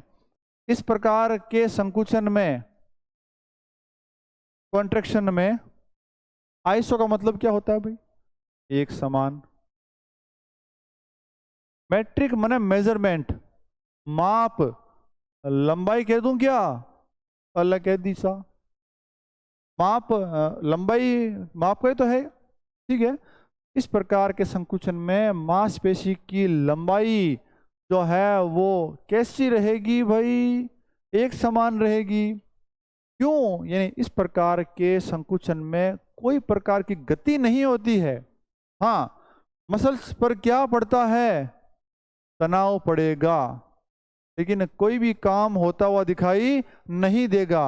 मसल पर तनाव तो पड़ता है परंतु लंबाई में परिवर्तन नहीं होता, गतियां स्पष्ट रूप से दिखाई नहीं देती है। कैसे, जैसे मैं अभी इस दीवार को धक्का दूं जोर से, मेरी इतनी औकात नहीं है कि मैं इस दीवार को हिला सकूं। मैं अपना जोर लगाऊंगा पूरा, मेरी मांसपेशियों में तनाव तो आएगा, तो जोर लगाना पड़ेगा। लेकिन मैं यूं धक्का दे खड़ा हो गया, अब बताइए क्या मेरी मसल छोटी लंबी हो रही है क्या, नहीं हो रही है। लंबाई में परिवर्तन हुआ क्या, कुछ नहीं हो रहा, एक समान बना हुआ है। तो गति हो रही है क्या, नहीं हो रही है, गति बिल्कुल नहीं हो रही। ऐसे ही मैं अगर चेयर बन गई हूं, मैंने हाथ खड़े कर दिए, यूं खड़ा हूं मैं, 2 मिनट 4 मिनट बाद जोर आएगा मेरे को, तनाव पड़ेगा मेरे शोल्डर के ऊपर, हाथों के ऊपर, मूवमेंट हो रहा है कुछ नहीं। मसल की लेंथ एक समान है क्या, बिल्कुल जैसे वैसे खड़ा हूं, ना छोटी हुई ना बड़ी हुई। तो इस प्रकार के संकुचन को बोलते हैं आइसोमेट्रिक संकुचन। आइसो यानी एक समान, मैट्रिक यानी लंबाई एक समान होती है। दीवार को धक्का देना प्लैंक व्यायाम करते हैं ना अपन पेट के लिए, वो वाले व्यायाम। बहुत बढ़िया, समझ में आ रहा होगा, मैं समझ तो ये रहा हूं। ये अपन ने ऐच्छिक मांसपेशियों की बात की। अनैच्छिक मांसपेशियों की बात कर चुका हूं मैं। अनैच्छिक मसल्स को क्या बोलते हैं? स्मूथ मसल कहते हैं क्या? ये जब उत्तक पढ़ाए थे ना मैंने, तो बात कर ली थी। चिकनी मांसपेशियां कहते हैं। अनवॉलेंट्री या अनैच्छिक क्यों कहते हैं? अपना जोर नहीं चलता। कहाँ होती है ये? आंतरिक अंगों में। कहाँ लिखा है? आंतरिक अंगों में होती है, अपना जोर नहीं चलता है। ये अपने हिसाब से काम करती रहती है भाई।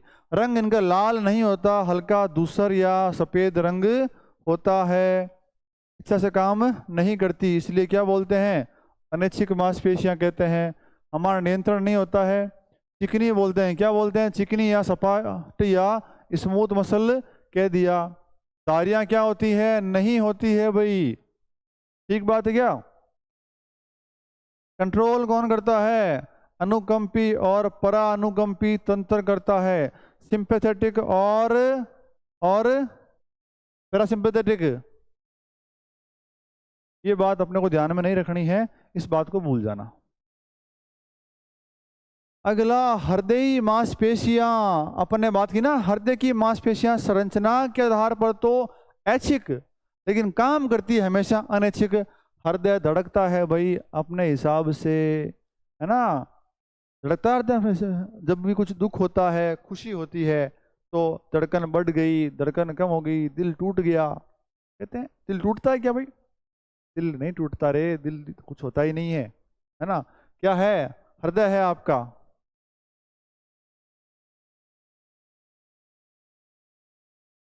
अगली बात करता हूं मैं। रंग कैसा होता है भाई इनका? लाल होता है ना, बात की अपन ने। रंग लाल होता है। इनके ऊपर क्या बनी होती है? धारियां बनी होती है इनके ऊपर। संरचना कैसी है इनकी? ऐच्छिक है। लेकिन काम कैसा करती है ये? अनैच्छिक करती है। चलो, बात की मैंने। सबसे बाहरी परत को बोल दिया मैंने एपिकार्डियम, बीच वाली परत को बोल दिया मैंने मायोकार्डियम, और अंदरूनी परत को बोल दिया मैंने एंडोकार्डियम। और मैंने कहा था हृदय की मांसपेशी कौन सी है? मायोकार्डियम है। बाहर की और अंदर की दोनों परतें जो है वो एपिथेलियल टिश्यू की बनी है, उपकला उत्तक की बनी है, जो इसे आवरण या सुरक्षा प्रदान करती है भाई। अब लास्ट टॉपिक बचा है शरीर के विभिन्न भागों की मांसपेशियां। पढ़ लेते हैं फटाफट इसको अपन, उसके बाद आज की क्लास पूरी करेंगे। सवाल पूछते हैं भाई कि कौन सी मांसपेशी शरीर के कौन से अंग में है। ठीक बात है क्या? सवाल पूछते हैं।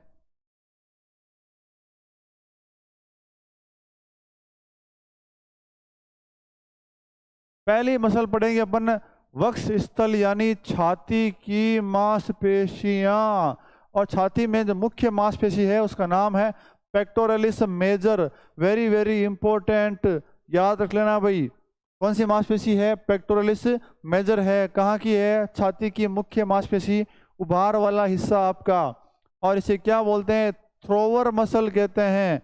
यानी कोई भी चीज अपन फेंकते हैं तो उस फेंकने वाली क्रिया में मेजर मसल जो काम आती है मुख्य, वो कौन सी है?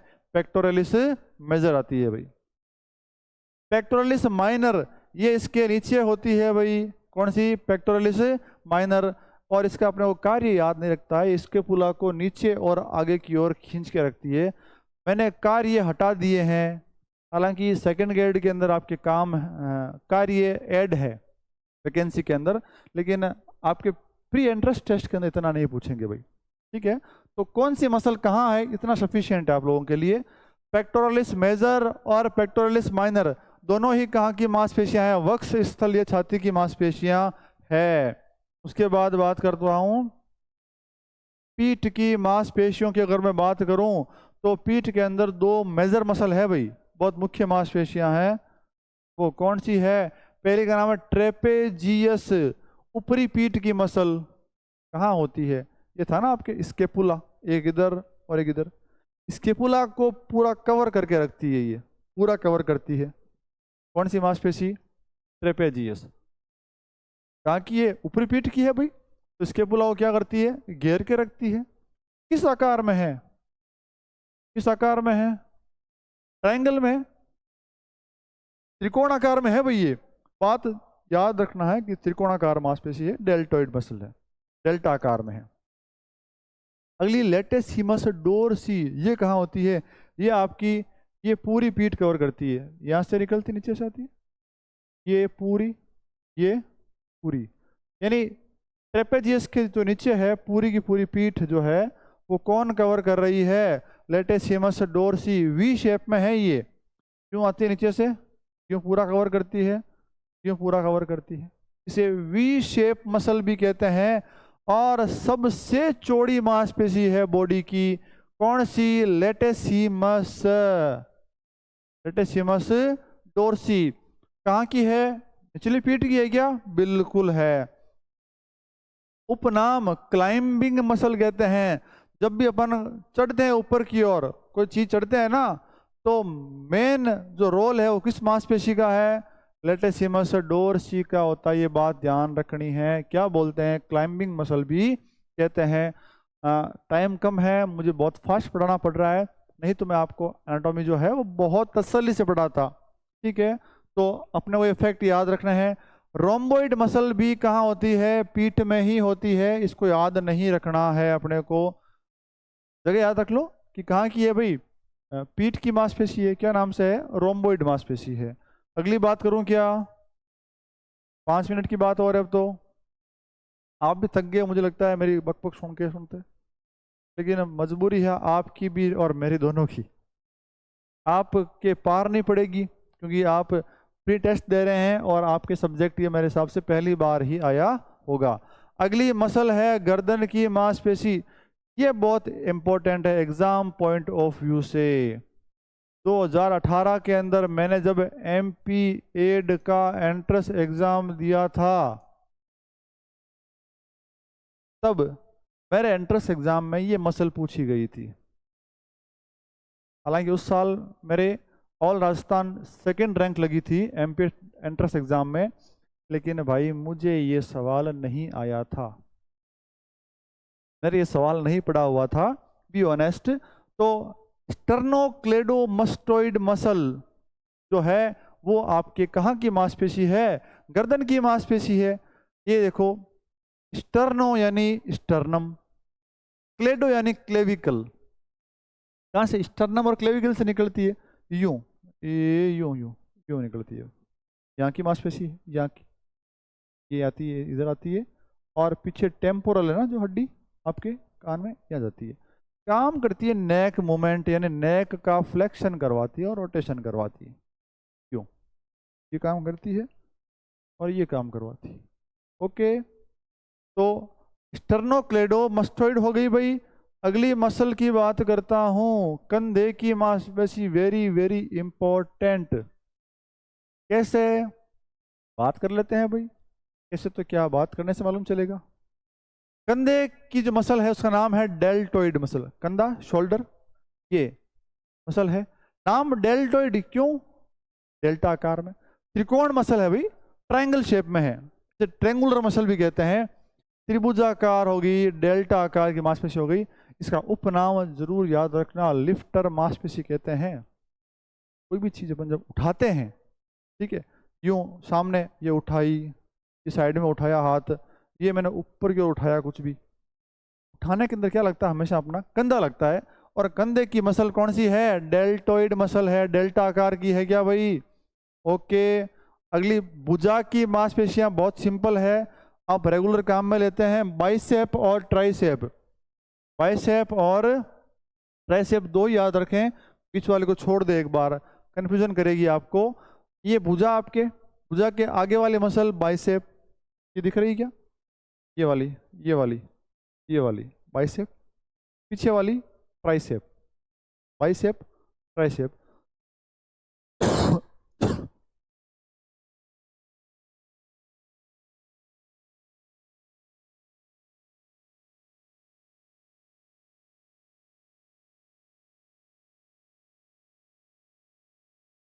ठीक है भाई, बाइसेप हो गई।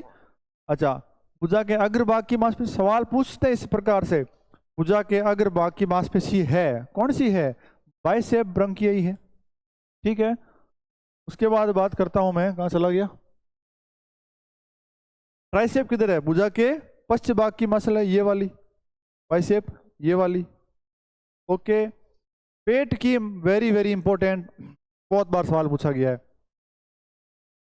कि पेट की क्रिया संचालित करने के लिए या पेट की जो मुख्य मेजर मसल है उसका नाम रेक्टस एब्डोमिनस, क्या नाम है रेक्टस एब्डोमिनल मसल है, इंपॉर्टेंट है भाई, लगा लेना आज ही। ठीक है, पेट की क्या है, मुख्य मांसपेशी है, इंटरनल और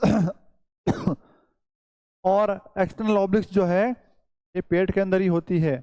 ये आपका जो साइड वाला पार्ट है पेट का, जस्ट कूल्हे के ऊपर, इसके अंदर होती है इंटरनल, कूल्हे के ठीक ऊपर अंदर की ओर तो इंटरनल, और कूल्हे के ठीक ऊपर बाहर की ओर कौन सी, एक्सटर्नल मांसपेशी होती है। ठीक, उसके बाद बात करूंगा बगल की, वेरी वेरी इंपॉर्टेंट भाई, बगल की मांसपेशी भी बहुत इंपॉर्टेंट है। बगल आपकी ये यहाँ पर पसलियों के ऊपर है। ठीक है, सेरेटस एंटीरियर नाम है, सेरेटस एंटीरियर इंपॉर्टेंट है भाई क्यों, इसे बोलते हैं बॉक्सर मसल। क्या बोलते हैं, जब बॉक्सिंग की क्रिया होती है ना, यू वाली, यूं करते हैं, यू यूं यूं, तो कौन सी मांसपेशी लगती है आपके, आपकी लगती है सेरेटस एंटीरियर, इसीलिए क्या बोलते हैं इसको, बॉक्सर मसल कहते हैं। ठीक बात है, इंपॉर्टेंट, इसको भी अपन लगा के रखना भाई।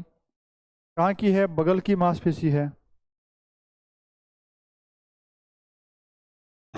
अब ये जो मांसपेशियां हैं ये सबसे इंपॉर्टेंट है, अभी तक मैं बात कर रहा था इंपॉर्टेंट इंपॉर्टेंट, सबसे इंपॉर्टेंट मांसपेशियां अब आई है जिनके बारे में हर एग्जाम में सवाल आता है, चाहे थर्ड ग्रेड हो, सेकंड ग्रेड हो, फर्स्ट ग्रेड हो, कॉलेज लेक्चरर हो, नेट हो। ठीक है, जांग यानी थाई, थाई की जो मांसपेशियां हैं उनमें थाई के अग्रभाग की मांसपेशियों को बोलते हैं क्वाड्रीशेप।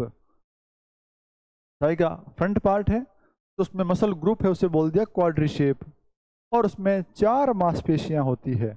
याद कर लेना भाई, काम आपका है, रेक्टस फीमोरिस, और 3 नाम वास्टस से स्टार्ट है, फीमर के ऊपर है तो ये रेक्टस फीमोरिस, याद कर लो। 3 नाम वास्टस से स्टार्ट है वास्टस लेटरलिस, मीडियलिस और इंटरमीडियलिस, कर लेंगे याद, वास्टस लेटरलिस, वास्टस मीडियलिस और वास्टस इंटरमीडियलिस है। और ये काम इसका अगर याद कर सकते हो तो कर लेना भाई, एमपीएड वाले तो कम से कम। क्या करती है ये, घुटने का एक्सटेंशन करवाती है, यानी घुटने को फिर से खोलती है, बंद नहीं करती, बंद का काम आएगा हैमस्ट्रिंग का। ठीक है, लेग एक्सटेंशन और थाई का फ्लेक्शन करवाती है। ये बात अगर याद रख सको, एज इट इज याद रख लेना, कैसे होता है क्या होता है इतना अपने पास समय नहीं है भाई। ठीक है, ये चारों याद क्यों करनी है, सवाल पूछते हैं इसके बारे में। निम्न में से क्वाड्रीशेप समूह की मांसपेशी नहीं है। हेलो, अब अपने तो याद ही नहीं करी, अपन नाम क्या याद किया, खाली क्वाड्रीशेप याद किया कि जांग के अग्रभाग को बोलते हैं क्वाड्रीशेप, लेकिन भाई याद करना पड़ेगा, सवाल पूछते हैं भाई हर बार। फिर पश्च भाग का और पूछते हैं। ठीक है, तो अग्रभाग तो हो गया भाई अपना, हो गया। पश्च यानी पीछे का, जांग के पीछे के भाग की जो मांसपेशियां हैं उसे बोलते हैं हैमस्ट्रिंग मसल समूह बोलते हैं। आगे वाले को बोला अपन ने क्वाड्रीशेप, दिख रहा होगा ऊपर, बिल्कुल दिख रहा है। पीछे वाले को बोल दिया अपन ने हैमस्ट्रिंग बोल दिया, और इसके अंदर भी 3 मांसपेशियां होती है। जांग के आगे वाले भाग में यानी क्वाड्रीशेप के अंदर थी रेक्टस फीमोरिस, यहां है बाइसेप फीमोरिस।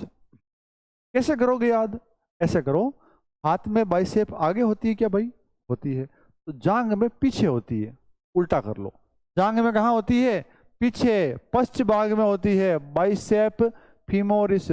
2 मसल सेमी नाम से है, सेमी मेम्ब्रेनियस और सेमी टेंडेनियस।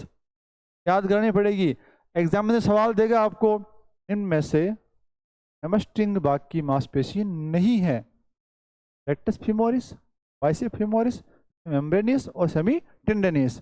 कौन सी नहीं है? रेक्टस फीमोरिस नहीं है, भूलना मत। और इसका भी अगर काम याद कर सको एमपीएड वाले तो बेहतर है, तो फिर छोड़ दो, कोई बात नहीं। वेरी वेरी मोस्ट मसल अगली, ये भी कहाँ है? जांग में है, सार्टोरियस। ये बॉडी की लॉन्गेस्ट मसल है। पढ़ना सवाल को अच्छे से, बड़ा देख के मत करना, आप बड़ी मसल देख करके मत कर देना। अंग्रेजी में पढ़ना क्या लिखा हुआ है, लॉन्ग लिखा है या नहीं लिखा है। लंबी को क्या बोलते हैं इंग्लिश में? लॉन्ग कहते हैं, ठीक है। ये आपके पूरे के पूरे लेग को क्रॉस करती है, थाई को क्या करती है? क्रॉस करती है। सवाल पूछा गया बहुत बार, इसे टेलर मांसपेशी कहते हैं। वो सवाल आयो भाई, आपने 2013 पीटी वैकेंसी के अंदर, ठीक है, तो ये सवाल इंपॉर्टेंट है। इसे क्या बोलते हैं? टेलर मांसपेशी भी कहते हैं। अगला अपन बात करेंगे कूल्हे की मांसपेशी। मैंने कहा था कि सवाल को पढ़ना लॉन्ग देख के ही सार्टोरियस करना। जब लार्ज की बात आती है ना, लार्जेस्ट मसल कौन सी है, सबसे बड़ी मांसपेशी कौन सी है? कूल्हे की मांसपेशी। क्या नाम है उसका? Gluteus Maximus. इंपॉर्टेंट सवाल है, ये एग्जाम में सवाल आया था, और कुछ लोग गलत भी करते हैं, इसको ढंग से पढ़ते नहीं हैं। लार्ज मतलब बड़ा होता है, मैक इट लार्ज होता है क्या भाई? है पता ना, एड एक मैक इट लार्ज। और लंबा मतलब क्या होता है? उस लेंथ में लंबा होता है। तो लेंथ वाली ये लंबाई की मसल कौन सी है? सार्टोरियस। और लार्ज मसल कौन सी है? Gluteus Maximus. इसको छोड़ देना, मीडियमस को आपके काम की नहीं है। उसके बाद पिंडली की मांसपेशी, ये भी इंपॉर्टेंट है। पिंडली होती है अपनी, काफ बोलते हैं अपन, क्या बोलते हैं इसे? काफ मसल कहते हैं। इसका टेक्निकल नाम है गैस्ट्रोनीमियस। कहाँ लिखा है क्या? ये रहा, टेक्निकल नाम क्या है? गैस्ट्रोनीमियस नाम है भाई। काफ मसल कहते हैं पिंडली की मांसपेशी को, टेक्निकल नाम क्या है? गैस्ट्रोनीमियस नाम है। याद रखेंगे, बिल्कुल रखना पड़ेगा। फिर याद कर लो सोलियस मसल। कौन सी करेंगे? सोलियस करेंगे। ये रहा, ये रहा। चलो, कौन सी करेंगे भाई? सोलियस मसल याद करेंगे। और ये पिंडली और टखने के बीच होती है। पिंडली और टखना एंकल, इसके बीच में कौन सी मसल होती है? सोलियस मसल होती है। याद रखना ये बात। स्टेपिडियस इंपॉर्टेंट क्यों? क्योंकि क्या है? सबसे छोटी मांसपेशी। अभी तक लंबी पड़ी लॉन्ग सार्टोरियस, बड़ी पड़ी लार्ज ग्लूटियस मैक्सिमस, लेकिन छोटी मांसपेशी नहीं पड़ी है। छोटी हड्डी थी बॉडी की सबसे, स्टेपिज कान में थी, और वहीं पर कान में ही कौन सी मांसपेशी है? स्टेपिडियस, सबसे छोटी यानी शॉर्ट मसल है। अगला मेसेटर, वेरी वेरी इंपॉर्टेंट ये भी। क्यों? क्योंकि ये शरीर की सबसे स्ट्रॉन्ग, सबसे मजबूत मांसपेशी है। कौन सी? मेसेटर। कहाँ है भाई? ये आपके नीचे के जबड़े में, जहां आपकी थी ना मैंडिबल हड्डी जो हिल रही थी, इसके ऊपर मांसपेशी कौन सी है? इसके ऊपर मांसपेशी है आपकी मेसेटर मांसपेशी, जो शरीर की सबसे क्या है? मजबूत मांसपेशी है। अगली याद रखें, एडक्टर लॉन्गस। इसका अपना एक बात ध्यान रखनी है, इससे राइडर मसल कहते हैं। क्या बोलते हैं? राइडर, यानी कहते हैं ना हॉर्स राइडिंग, इससे राइडर मसल कहते हैं। इतना इसका इंपॉर्टेंस है, और इसकी कोई इंपॉर्टेंस ही नहीं है सवाल के लिहाजे से, ठीक है। ये कुछ विशेष नाम मैंने आपको पहले जिक्र कर लिया इसका, मैं एक बार फिर से कर लेता हूं। ये लीजिए, छोड़ो इसको। बॉक्सर मसल, सेरेटस एंटीरियर, इसको छोड़ दो। स्विमिंग को आप, ये जो प्रोनेटर क्वाड्रेटस है इसको छोड़ दो आप। टेलर मांसपेशी कौन सी? सार्टोरियस। लाफिंग मसल को भी छोड़ दो आप, जाइगोमेट्रिकस मसल है। क्लाइंबिंग मसल बिल्कुल याद रखनी है, कौन सी? लेटेसिमस डोर्सी। ठीक बात। वी शेप मसल मैंने बात की ना, वी शेप में है, कौन सी? लेटेसिमस डोर्सी। डायमंड शेप, ये बात याद रखना भाई आप, कौन सी? ट्रेपेजियस। कौन सी मसल है ना पीछे की ओर, इधर ट्रेपेजियस मसल किस शेप में है भाई? ये डायमंड शेप में है भाई। किस में है?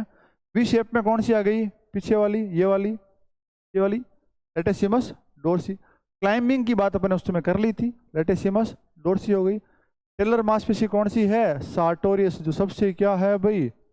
लंबी, लॉन्ग है। तो छोड़ दो। बॉक्सर मसल की मैंने बात की थी, ये बगल में होती है, ये बगल की मांसपेशी है, सेरेटस एंटीरियर। थ्रोवर मसल की बात सबसे पहले करी थी, पेक्टोरलिस मेजर मांसपेशी। और लिफ्टर मांसपेशी की बात कर ली थी ना भाई, लिफ्ट करने के लिए डेल्टोइड होती है अपने, कौन सी होती है? डेल्टोइड मांसपेशी होती है। अगली बात कर लूं क्या फटाफट से? बस लास्ट टॉपिक आ गया भाई, व्यायाम का मांसपेशी तंत्र पर प्रभाव क्या पड़ता है, इसकी बात अपने को करनी है। कर लेते हैं हाथों हाथ ही अपन, एक दो बात ही करूंगा, विशेष बात नहीं करूंगा। सवाल जहां से आता है कोई बात करूंगा भाई। सवाल आता है आपका हाइपरट्रोफी का, किसका आता है? व्यायाम से मांसपेशी की हाइपरट्रोफी होती है, यानी मांसपेशी जब मोटी हो जाती है ना, मोटी, आकार बढ़ता है मांसपेशी का, मसल का मोटा होना ही कहलाता है मसल हाइपरट्रोफी। ठीक है, मसल फाइबर यानी मांसपेशी कोशिका होती है, रेशा होता है, उसका आकार बढ़ना ही होती है मसल। कहते हैं ना डोले शोले बढ़ गए, डोले बढ़ने का मतलब क्या होता है कि मसल की हाइपरट्रोफी हो गई भाई। क्या मसल की क्षमता बढ़ती है? बिल्कुल बढ़ती है। चयनशीलता बढ़ती है क्या? बिल्कुल बढ़ती है। मांसपेशियां अर्ध तनाव की अवस्था में आ जाती है। अर्ध तनाव क्या होता है? यानी मसल जो है वो सेमी टेंस पोजीशन में आती है। एक तो होती है बिल्कुल रिलैक्स मोड, एक होता है एक्शन मोड। इन दोनों के बीच जो होता है मोड, उसे बोलते हैं अर्ध तनाव। यानी मांसपेशियां हमेशा ही लोड कंडीशन में रहती है भाई। लोड कंडीशन में बंदूक होती है ना, बंदूक, उससे फायर क्या होता है? बहुत इजी होता है ना। तो वैसे ही मसल्स भी क्या होती है? लोड कंडीशन में होती है। एक्शन मोड में आने में उन्हें समय नहीं लगता, यानी मसल्स की जो स्पीड है वो बढ़ जाएगी। सही बात है भाई। क्या सुधार आएगा स्पीड बढ़ने से? प्रतिक्रिया समय में सुधार आएगा। रिएक्शन टाइम में क्या आएगा? सुधार। कोई काम करने के लिए मांसपेशी में किसकी मात्रा बढ़ेगी? एटीपी और ग्लाइकोजन। अरे इसकी मात्रा बढ़ेगी तभी तो क्या होगी? सहनशीलता और कार्य क्षमता बढ़ेगी ना। हाँ, मायोग्लोबिन की बात मैंने आपसे नहीं करी, ये पिगमेंट होता है, प्रोटीन है ये, जो ऑक्सीजन को कंटेन करता है। क्या करता है? ऑक्सीजन को कंटेन करता है। क्या आएगा भाई? लैक्टिक अम्ल देर से बनेगा क्या? बिल्कुल, ये देर से बनेगा तभी तो क्या आएगी? थकान देर से आएगी ना भाई, थकान देर से आएगी। ठीक है, नियमित व्यायाम से मसल में कार्बन डाइऑक्साइड का निष्कासन यानी निकलना बहुत क्या होता है? अच्छे से होता है। और लास्ट एक दो बात और कर लेते हैं अपन। मसल्स मजबूत और क्या बनती है? स्ट्रांग बनती है। मसल में जो अतिरिक्त फैट होता है, फैट वसा, वो निकल जाता है। मसल्स की स्पीड बढ़ती है और मसल्स में भोजन का भंडारण यानी मसल्स में एटीपी और न्यूट्रिशन जो है वो भरपूर बढ़ जाते हैं, जिससे उसकी कार्य क्षमता में क्या आता है? सुधार आता है। टॉपिक दोनों ही तो लंबे थे, जॉइंट और मसल। मेरा मूड था कि मैं आज आपको कार्डियोवास्कुलर सिस्टम करा दूं, रक्त संचरण तंत्र पूरा करवा दूं, लेकिन मुझे लगता है कि ये जो चैप्टर है ये कम से कम आपके 4 क्लास में जाएगा, क्योंकि मैं इतना ही फास्ट करवा रहा हूँ फिर भी चैप्टर थोड़ा लेंथी है। जितना करवा रहा हूँ साथियों उतना साथ साथ में याद करना, क्योंकि अगर साथ में नोट्स नहीं बनाओगे, याद नहीं करोगे, तो इस वीडियो का कोई मतलब नहीं है। मेरे पास कोई इंजेक्शन तो है नहीं, मैं आपको लगा दूंगा और आपको याद हो जाएगा। तो मेरे साथ बने रहिएगा। मैं नेक्स्ट जो है चैप्टर जो जल्दी लेके आऊँगा, नेक्स्ट टॉपिक फटाफट लेके आऊँगा, ताकि आप जल्दी से अपना कोर्स पूरा कर लें और आप बार बार क्या करें? उसका रिवीजन करें। नियमित तो क्या करें? अपनी पढ़ाई जारी रखें। नमस्कार, धन्यवाद।